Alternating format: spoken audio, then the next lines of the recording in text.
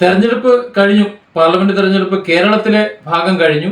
സ്ഥാനാർത്ഥികളൊക്കെ ദൂരങ്ങളിലുള്ള ഒരു വീട്ടിലേക്ക് മടങ്ങി.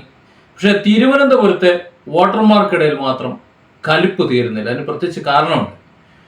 വിദ്യാഭ്യാസമുള്ള, വിവരമുള്ള, വിവേകമുള്ള, ബോധമുള്ള കുറച്ച് പേർ അവിടെ ഉണ്ട്. അവർ പ്രതികരിക്കുന്നുണ്ട് ശക്തമായി. 3 സ്ഥാനാർത്ഥികളെ കുറിച്ച് സംസാരിക്കുന്നു. എന്താണ് കേരളത്തിന് കിട്ടിയത്? അവരുടെ ഭാഷ പറഞ്ഞാൽ ഒരു തേങ്ങയും കിട്ടിയില്ല എന്നാണ് പറയുന്നത്.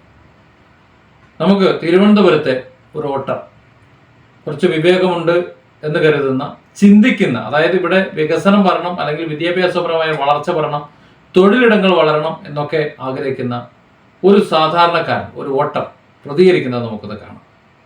എന്നിട്ട് നമുക്ക് തീരുമാനിക്കാം, ഇവിടെ വൃദ്ധസദനങ്ങൾ വേണോ, അല്ലെങ്കിൽ തിരുവനന്തപുരത്ത് വൃദ്ധസദനങ്ങൾ വേണോ, അതല്ലെങ്കിൽ ഇന്ത്യയിൽ, കേരളത്തിൽ വൃദ്ധസദനങ്ങൾ വേണോ, അതോ വളരണോ?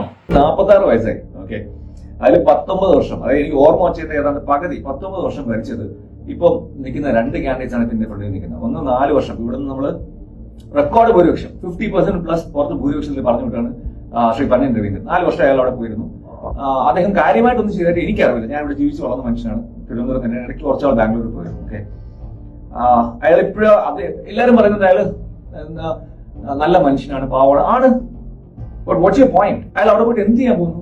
അദ്ദേഹം പാർലമെന്റിൽ പോവും, വാക്കൌട്ട് നടത്തും, ധർണ നടത്തും. മാക്സിമം അദ്ദേഹത്തിന് പോലും താല്പര്യമില്ല എന്നാണ് മാധ്യമ റിപ്പോർട്ട് വന്നത്. ഈ പ്രായത്തിൽ 79-80 വയസ്സായ like, and what's a point?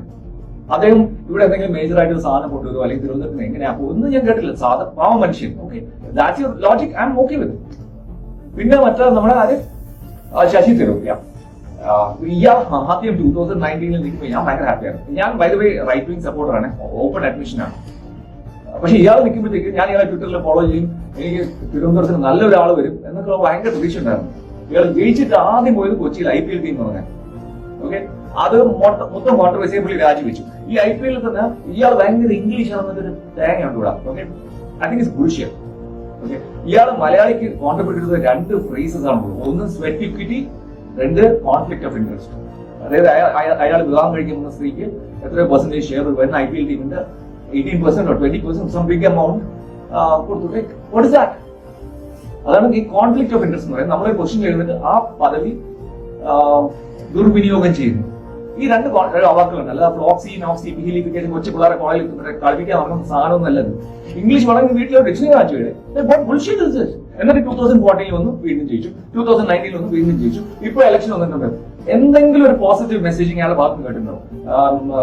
എന്തെങ്കിലും development, like something new.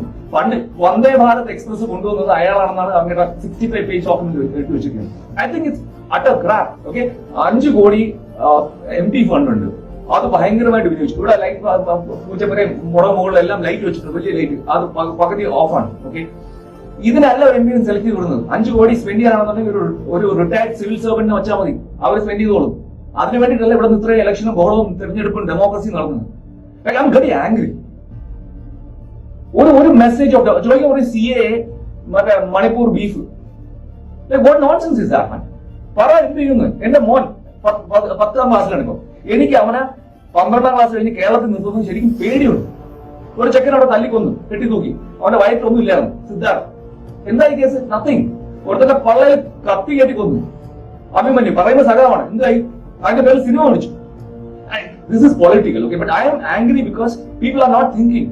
There is a candidate here who is saying, I will bring development, I will bring change. If you want to think about it, think about it. ഞാൻ ഒത്തിരി classes എടുക്കുന്നുണ്ട്. Okay, I'm taking a lot of classes. IELTS എന്ന് പറയും. അമേരിക്കയിലും കാനഡയിലും ഓസ്ട്രേലിയയിലും ഒക്കെ പോകാനായിട്ട് പിള്ളേർ, കൊച്ചു പിള്ളേർ, younger than you, എല്ലാവർക്കും ഇവിടെ നാട് വിടണം. വൃദ്ധസദനമാവും തിരുവനന്തപുരം ഇവിടെ ജോബ് ഓപ്പർച്യൂണിറ്റീസ് ഇല്ലെങ്കിൽ. അല്ലാതെ CAയും കോൺട്രാക്റ്റും പറഞ്ഞുകൊണ്ട് കാര്യമൊന്നുമില്ല. We need jobs here, we need development here. ഇവിടെ മാറ്റം വരണം. 15, 19, 20 വർഷമായിട്ട് ഒരു തേങ്ങയും നടന്നിട്ടില്ല. That's what I'm talking about. Are you clear? Yeah. Kochi പഴയ കൊച്ചി എല്ലായിരിക്കും, പക്ഷെ തിരുവനന്തപുരം പഴയ തിരുവനന്തപുരം തന്നെയാണ്. മാറ്റം വേണം.